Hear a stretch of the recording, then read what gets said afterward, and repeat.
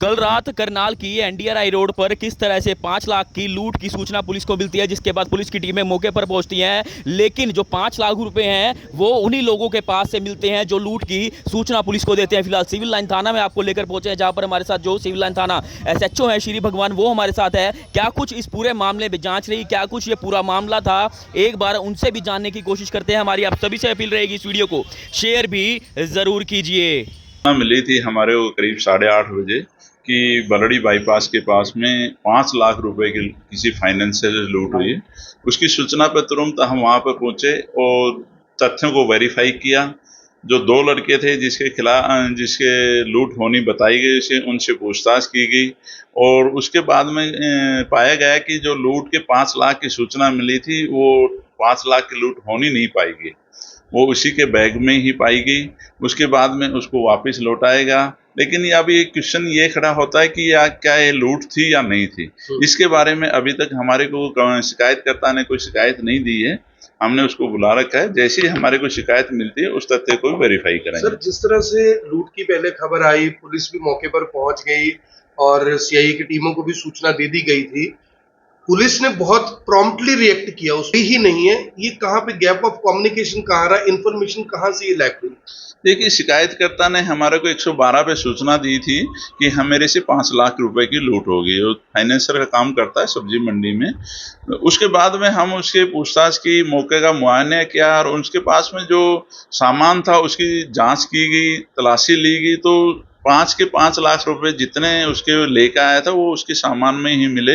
लेकिन उसने बाद में बताया कि जो टिफिन था खाने का, बोला वो भी सेम था, वो लेके गए हैं। तो कुछ बात जचने वाली नहीं लगी, लेकिन फिर भी हमने उसकी शिकायत लेकर के आज हमारी टीमें सीसीटीवी फुटेज देख रही है।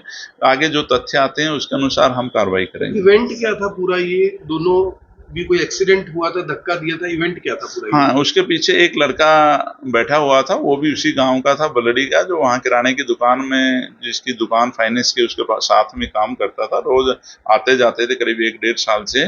लेकिन जब उसको मौका किया तो हमें पाया कि वो जो लड़के के लगी है वहाँ साथ में डिवाइडर था, कुछ वहाँ मोटरसाइकिल गिरने के कारण लगी है। चोट मारने नहीं पाएगी। और रात को जो सीसीटीवी फुटेज हमने खंगाले उसमें भी कोई ऐसे तथ्य नहीं आए।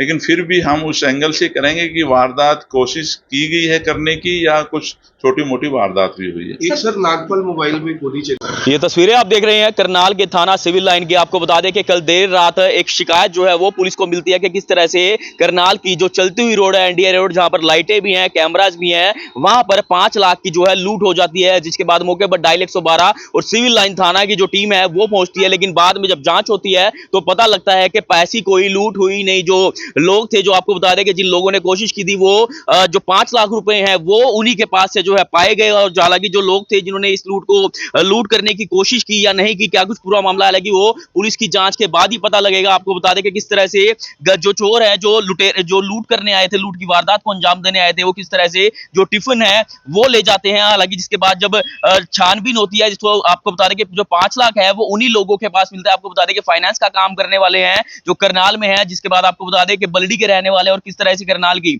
एनडीआरआई रोड पर जब पुलिस को सूचना मिलती है तो पुलिस की टीमें जो है मौके पर पहुंचती हैं, सीसीटीवी कैमरा जो है वो खंगाले जाते हैं। और जब छानबीन होती है तो जो पैसे हैं, 5 लाख रुपए हैं, वो उन्हीं के पास से मिलते हैं। अब इस पूरे मामले में क्या कुछ जो है पुलिस की अगली कार्रवाई रहेगी, ये लूट थी या नहीं थी, क्या कुछ पूरा मामला था, वो अब पुलिस की जांच के बाद ही पता लगेगा। मैं सौरभ शर्मा, वतन के सिवाय समाचार, करनाल।